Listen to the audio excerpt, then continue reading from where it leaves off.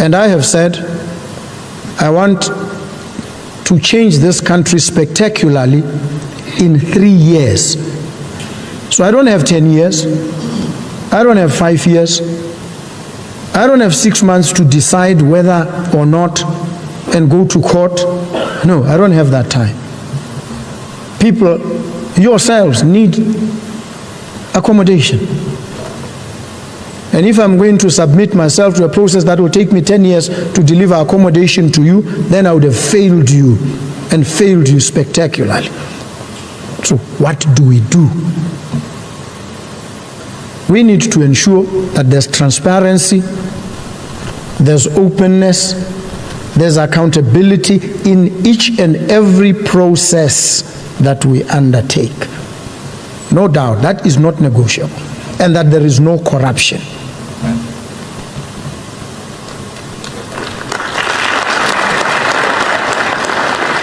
And so people say, when you acknowledge a failed system and you say, whatever we do, we must not do this one. He say he's trying to give tenders to his relatives. I want you to know my relatives. Just check, you'll know them. You need to know them so that you can track whether any one of my relatives has any tender. You need to ascertain, you need to be sure about these things.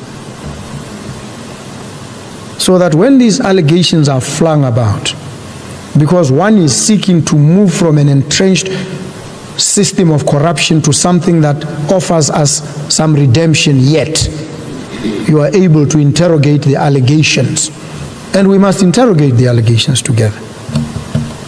And so it's going to be very critical for us to find ways of moving away from this corrupt system and engaging in a different one that we can monitor and track, one that delivers results timeously, within budget, no corruption.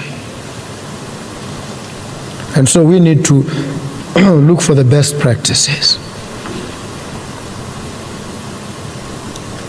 And that we will do.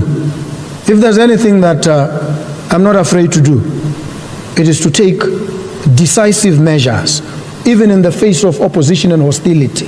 If it has to be done, it is good for the country, it is good for the people, I will do it. Make no mistake about it. I declare this, and I declare it publicly so that it is known, so that when you gauge and you assess, you understand how I approach these matters. And with me, I'm always open to engagement. You disagree with me? Let's talk. You tell me, I think you're getting it wrong here.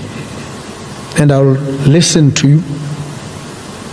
And if I realize you are correct, I will say it to you, but not just to you, I'll also say it publicly. I've been advised by my friend or my colleague that this approach is wrong. I have reassessed. I have come to the conclusion that it is actually wrong, and we self-correct. That's how you operate. Because we're all frail and fallible. This is the concept of bofokoti. This is what it means. When you say that, it means you appreciate your own frailties, your own brokenness. You're broken and fissured yourself. And so when others come and they approach you with a different perspective, you pay attention. And when you realize they are correct, you heed what they say. This is how you operate in a sane and sober environment. It doesn't matter who you are. It doesn't matter what position you occupy. It's called humility. Just the ability to acknowledge that I may be wrong. Even when you think you've got it right 100%, you may actually be 100% wrong. And when somebody challenges you, if you think you are right and you believe in the correctness of your proposition, then it becomes an opportunity for you to persuade them, to win them over, or be won over to their side.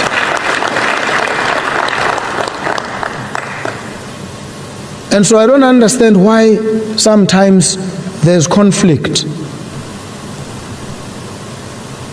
When we engage on any issue, and you know, you assess. That's why you do recon. You collect data. You assess it critically. You examine it from different perspectives. And then you take a decision. But if you go out there, rumor and gossip gets people so excited. Even some who call themselves analysts, you look at what they're trying to say, there's no analysis. But you, by virtue of your profession, your training, are analysts, because you deal only in facts. And you take decisions based on accurate information. Not speculation, not rumor, not gossip, not pettiness, not frivolity, not absurdity.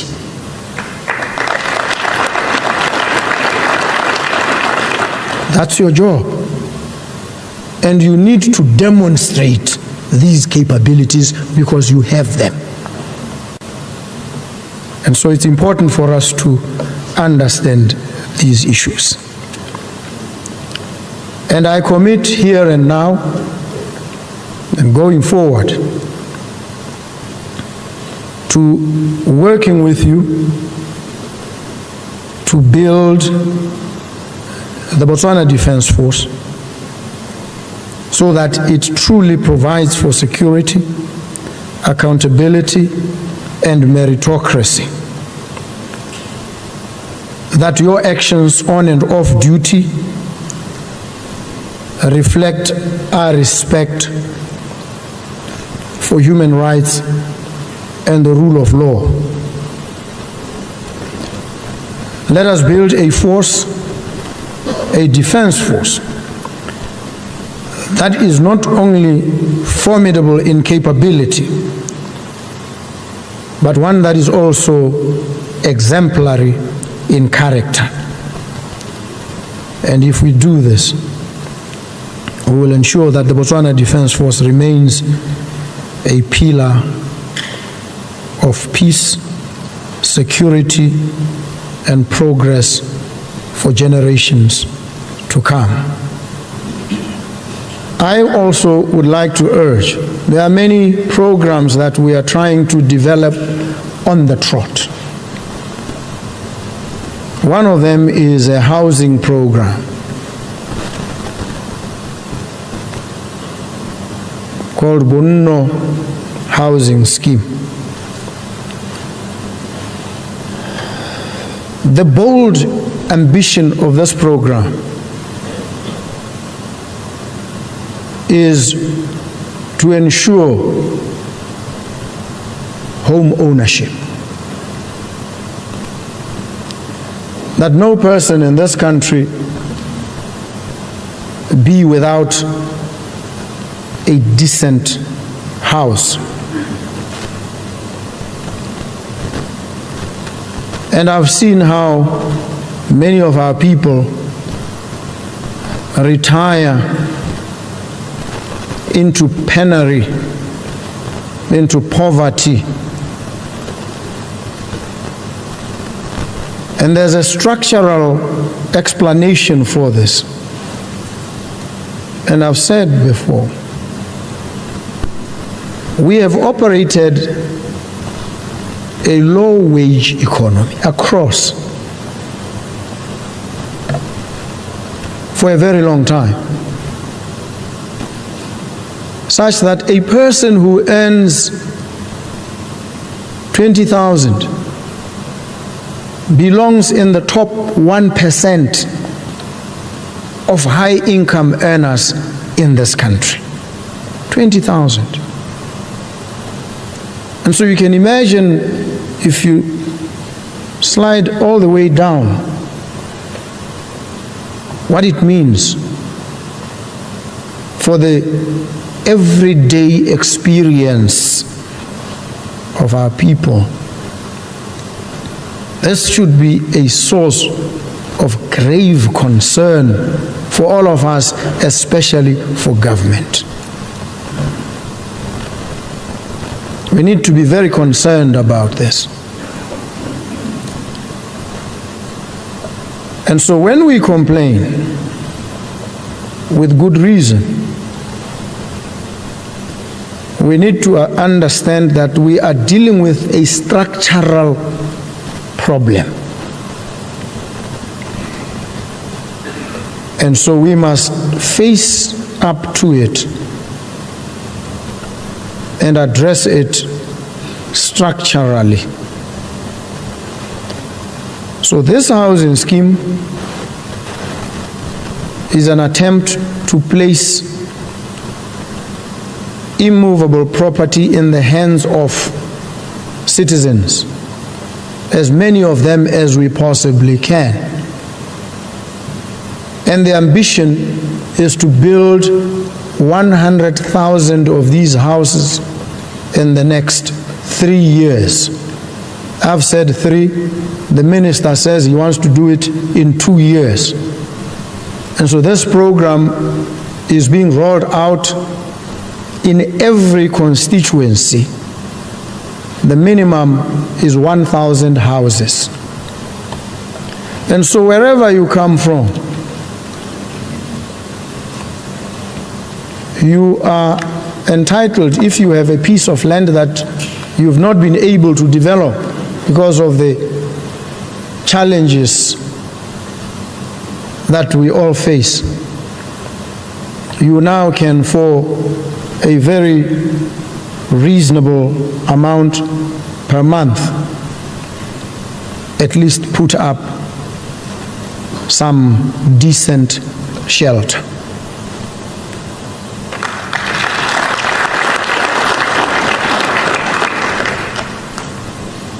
The idea is to ensure our citizens have decent accommodation, but we'll also engage in other programs that seek to deliberately transfer wealth, claw it back from where it is, and place it in the hands of the most ordinary of our citizens. It is an obligation. Government has to do this if it is a government of the people, for them and by them.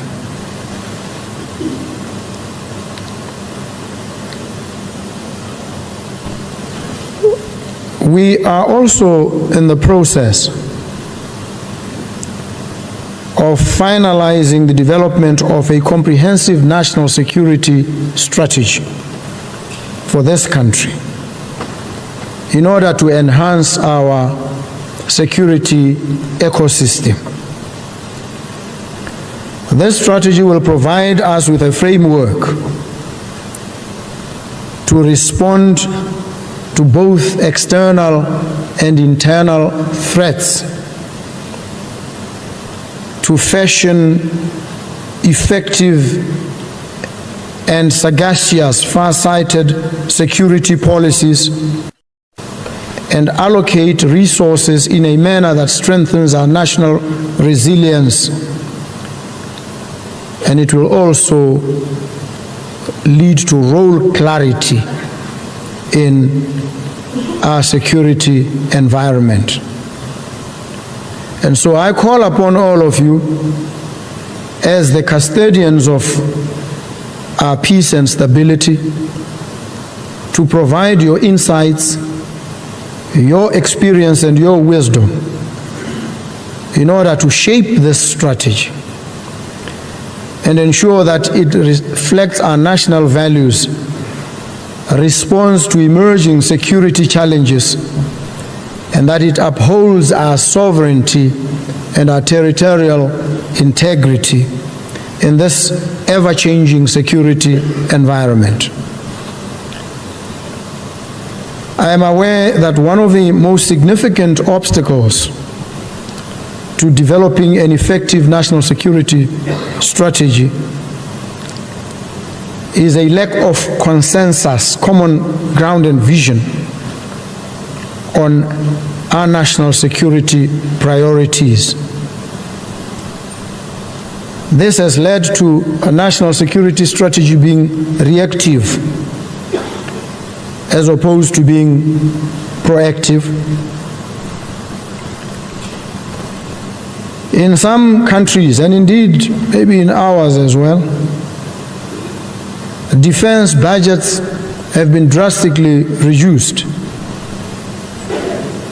to address other competing priorities and national requirements. But we must appreciate that if we go too far down that road, we stand to suffer immensely in times of need. And so we must position ourselves to be ever ready, properly resourced, having honed and refined our strategic capabilities. And so we must take our cue from what is happening in the region and understand that we must prepare ourselves well in advance, in anticipation, so that we do not wait for tragedy to befall us and then begin to prepare under pressure of calamity.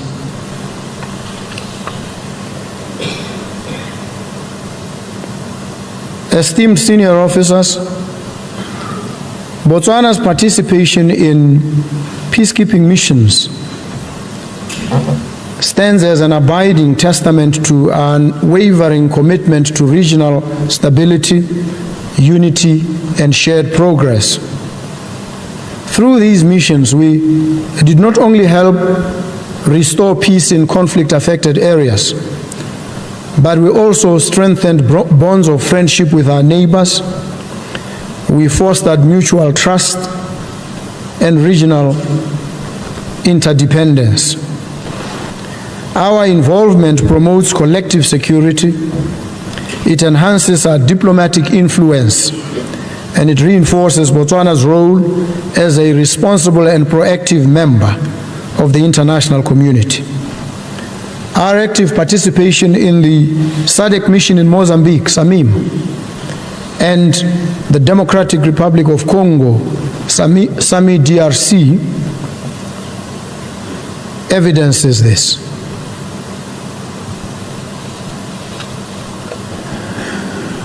And we must applaud you and applaud through you ourselves as a country.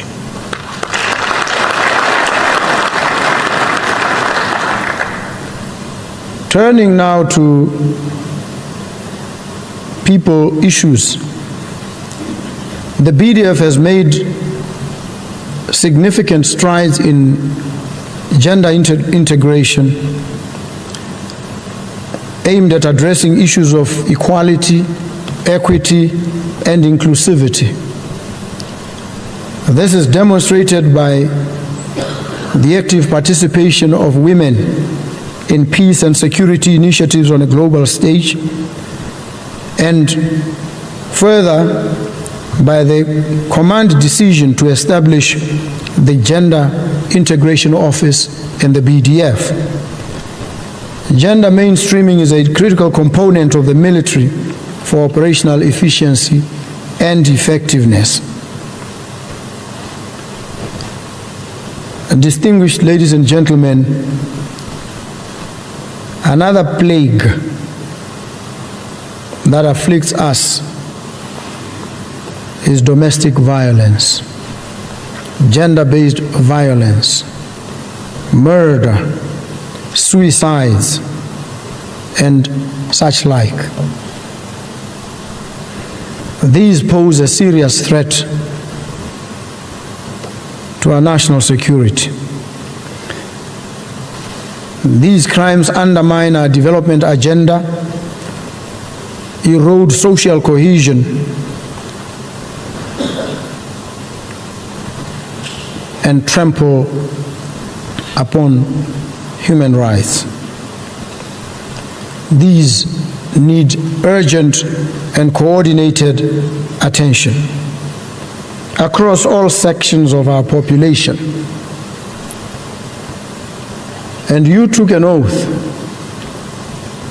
to defend, to protect. And this oath precludes, it prohibits you from becoming perpetrators of gender-based violence. You must display at all times the discipline, a kind of discipline that moderates your reaction to crisis and challenge, a kind of discipline that enables you to be an exemplar in society. Of course, you are human beings as well. Some of these challenges tax you emotionally and physically. But you are a different breed. You are a trained species of human being, steeped in certain values and a certain order of discipline that must enable you to step back, to reflect soberly and sensibly about some of these challenges, even when they affect you personally. And they affect all of us, by the way. Make no mistake about it. Well, none of us is immune. It is how we choose to react that sets us apart.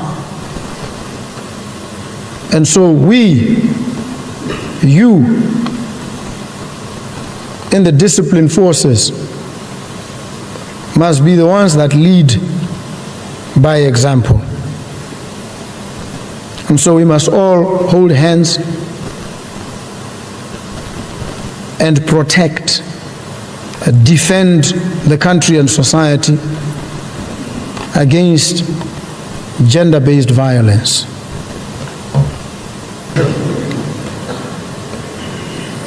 Distinguished ladies and gentlemen, it is a great honor and privilege for me to be here with you today and to speak to you at this 20th Senior Officers Strategic Conference, which you hold under the theme Embracing a New Dawn in Defense Capabilities Inspired by Human Security, Accountability, and Meritocracy. The theme is bold and it is timely. It is as bold and timely as it is inspirational. It sounds a clarion call for transformation, innovation, a people-centered approach to national defense, and a demonstration of a steadfast commitment to the values that have defined the Botswana Defense Force for decades. This theme speaks not only of change in our hardware and tactics, but also to our systems and people. Let me take this opportunity to thank the Director of Proceedings and other members of the BDF for your dedicated service and for keeping Botswana safe. Botswana appreciate the sacrifices you make, often at a huge personal cost, in order to attain a safe and stable environment in which personal freedoms are assured.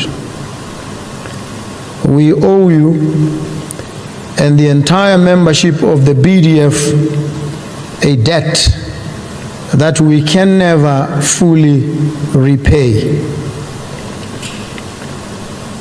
So let me acknowledge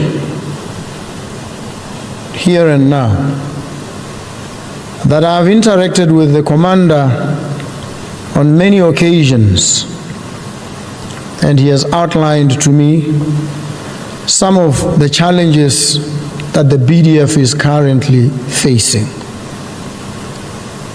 These include issues pertaining to conditions of service for the members as well as the civilian employees of the BDF. Operational readiness, social welfare challenges, mostly aggravated by the ever-changing operational environment in which you exist. I give you my assurance, solemn and serious,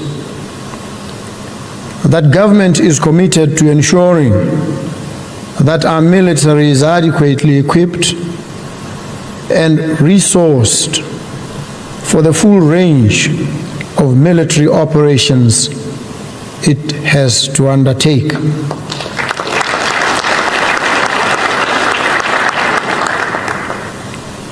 We will continue to listen to your concerns with an open mind, and we will continue to address these concerns in the best manner we can. Some of the challenges that face us and you involve issues of pensions, and when they involve pensions, they obviously implicate retirement, which for the BDF occurs very early. Maybe there's need to engage on that issue, the age of retirement. I've reflected on it privately. I want us to reflect on it publicly and engage each other and establish whether this age, which has applied for so many years, is the right and perfect age for retirement. We also are wrestling with issues of accommodation, healthcare services, equipment maintenance, refurbishment, and replacement of your military wear. We may ask, what do Botswana expect from you in return? In your service to this nation, the citizens expect you to be gatekeepers of all the things that are good and noble about the profession of arms. Botswana reposes special trust and confidence in you to serve them with diligence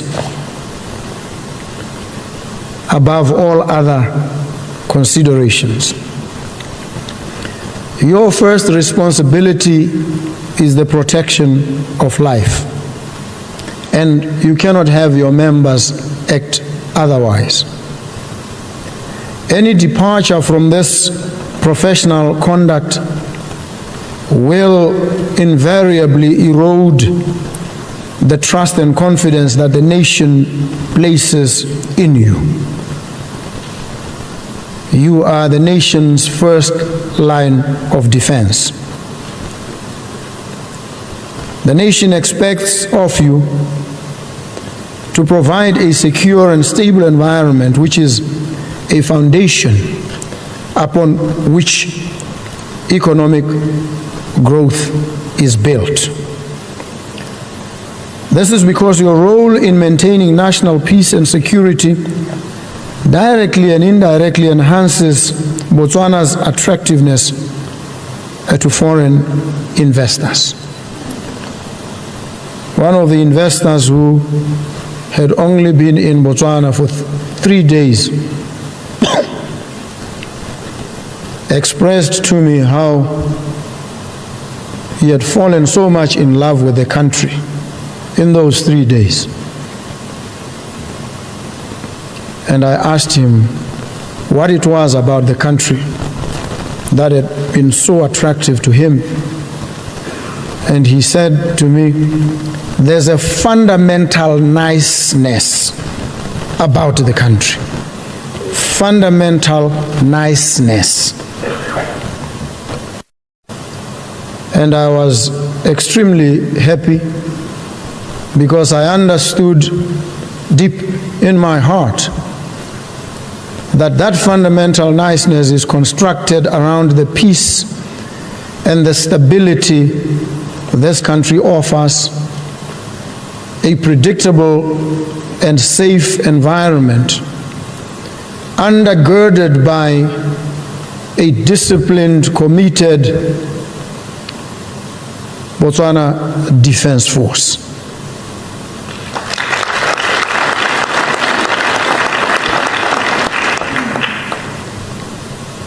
And so I urge and encourage that you continue to be that anchor for the country and its economy, and be that bulwark of safety and security, peace, that guarantees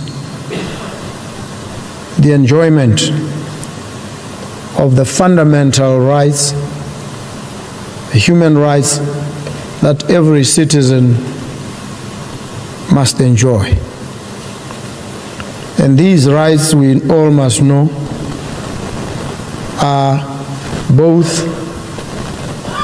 universal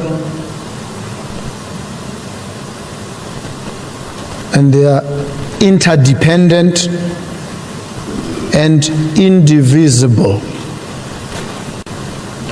Human rights are interdependent. You cannot assure one to the exclusion of others.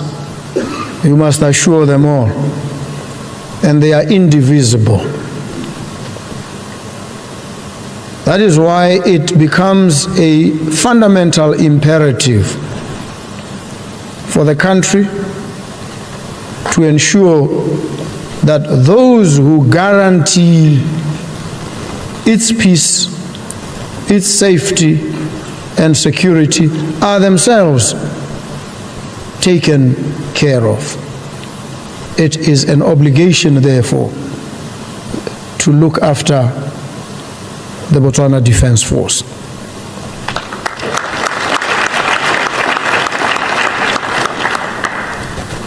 It is your work, your commitment that continues to reassure investors that Botswana is a safe destination for capital and innovation in this era of the knowledge economy. And I've said it is the knowledge economy. If you don't want to say knowledge economy, you can say the experimental economy. An economy that must thrive on vigorous subjacent experimentation, innovation, creativity, the ability to defy the conventional and the commonplace, the ability to venture into the realm of the far removed, the speculative, and fashion solutions that may not have been known before. Because if we remain hostages of the current, then we will fail to enter the gates of the future.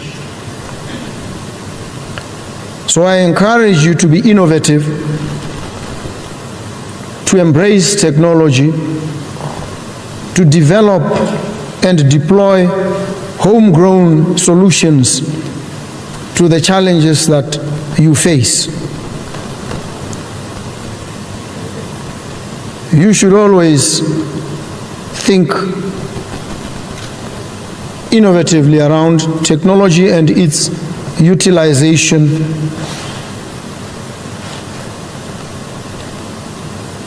in relation to the defense systems, and refine your tactical acumen accordingly. Your innovative ideas could very easily give birth to a defense industry that will not only shorten your supply chain, but can also make you self-sufficient in certain supplies, as well as contribute to economic development. In this regard, I have directed that a feasibility study on setting up a defense industry be prioritized, and your technical input is essential.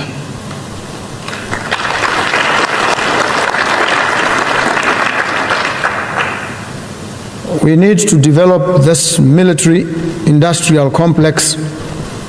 We need to develop it quickly. And so we will have to amend the laws so that they facilitate this and conduce to its realization in the shortest possible time.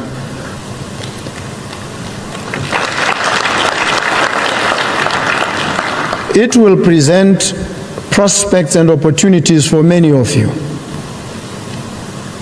That whatever we decide ultimately about the retirement age, retirement may only mean shifting from active duty into a corollary supportive industry. Who is best placed to be involved in that defense industry than yourselves? And so I'd urge you to attend to this matter with dispatch, because it presents a special opportunity for you.